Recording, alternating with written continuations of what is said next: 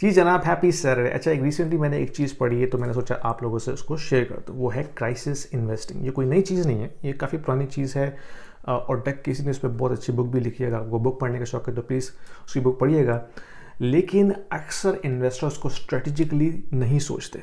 ठीक है, ऑब्वियस है कि जब कभी कोई क्राइसिस आता है, कोई फाइनेंशियल क्राइसिस आता है, कोई ग्लोबल इकोनॉमिक मेल्टडाउन होता है, then it opens up a lot of opportunities for us. यानी कि every crisis brings a lot of opportunities. आपने as an investor ये आइडेंटिफाई करना है कि वो अपॉर्चुनिटीज़ क्या हैं, और वो कुछ भी हो सकती हैं। वो कोई फाइनेंशियल एसेट हो सकता है, वो कोई स्टॉक हो सकता है, वो कोई कमोडिटी हो सकती है, वो कोई टेंजिबल एसेट हो सकता है, रियल एस्टेट हो सकता है। You have to do your homework and then identify those assets which are being hammered like वो चीज़ें जो आपको पता है कि प्रीवियसली इन्होंने गुड्स एंड सर्विसेज प्रोड्यूस किए, दे आर हेल्दी फाइनेंशियली, उनकी इनकम स्टेटमेंट अच्छी है, उनका कैश फ्लो अच्छा है, उनका डिविडेंड अच्छा है, लेकिन वो इस वक्त हैमर्ड हो रहे हैं। क्यों? क्योंकि जो इकोनॉमिक सिचुएशन है, जो लिक्विडिटी क्राइसिस शुरू हुआ है फेडरल रिजर्व की मॉनेटरी पॉलिसी की वजह से, वो उस पर नेगेटिव इम्पैक्ट पड़ रहा है।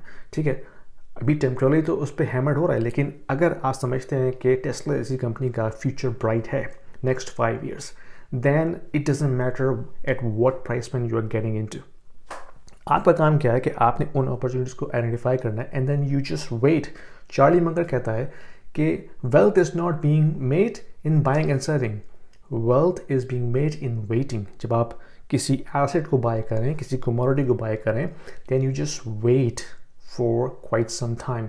अगर आपका बिलीव है ना कि किसी भी कमोडिटी के ऊपर, किसी भी एसेट के ऊपर कि उसने फ्यूचर में परफॉर्म करना है, then you buy it and then you hold. ठीक है, और मैं सिर्फ यूएस की बात नहीं कर रहा, मैं कनाडा की बात नहीं कर रहा।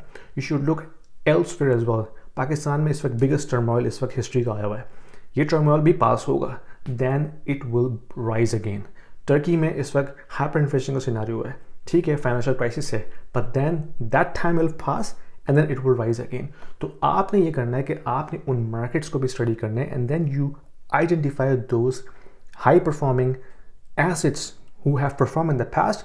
उनकी फाइनेंशियल हिस्ट्री अच्छी है, उनकी बैलेंस शीट अच्छी है, उनकी इनकम स्टेटमेंट अच्छी है, they are just being hammered because of financial situation. Then आपने उसको बाय करना है and then you hold next 5 years, even 10 years if you can.